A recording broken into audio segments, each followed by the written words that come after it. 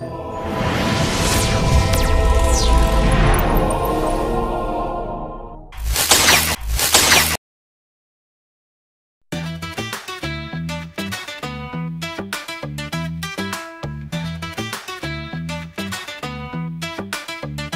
sudut kota Limboto, tempat harapan bertemu, ada seorang pria tangannya lincah penuh ilmu. Lukman Jafar namanya, sang penjahit ternama. Jahitannya rapi, indah, semua cinta hasilnya. Dengan benang dan jarum di tangan, setiap potongan jadi kenangan. Bukan sekadar pakaian, tapi seni dalam kehidupan. Oh, Lukman Jafar, penjahit kebanggaan. Setiap jahitanmu penuh keindahan. Di kota Limboto, oi, kau membawa cahaya. Kreasi tanganmu buat semua bangga padamu. Jas untuk pengantin, gaun penuh impian, kemeja sederhana hingga busana kenangan.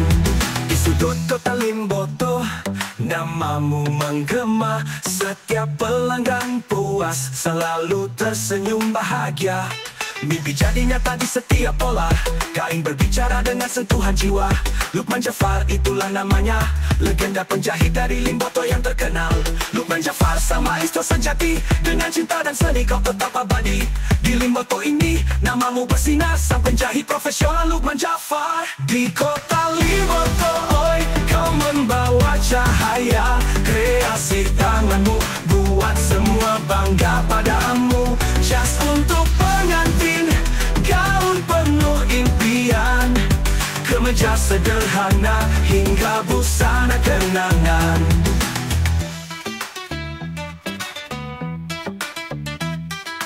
Dengan benang dan jarum di tangan, setiap potongan jadi kenangan.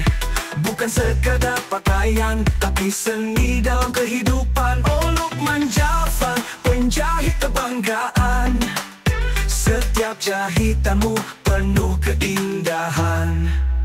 Di kota Limboto, oi, kau membawa cahaya. Kreasi tanganmu buat semua bangga padamu.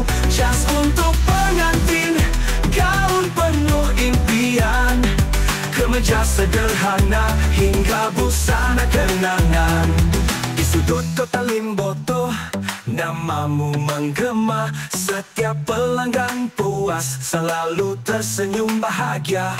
Mimpi jadi nyata di setiap pola, kain berbicara dengan sentuhan jiwa.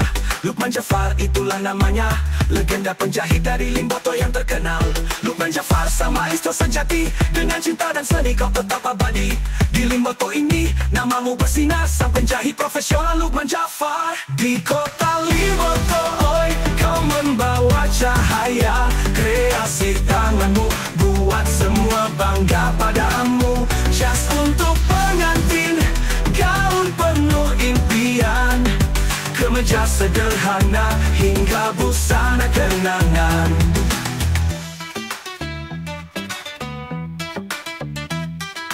Oh, Lukman Jafar,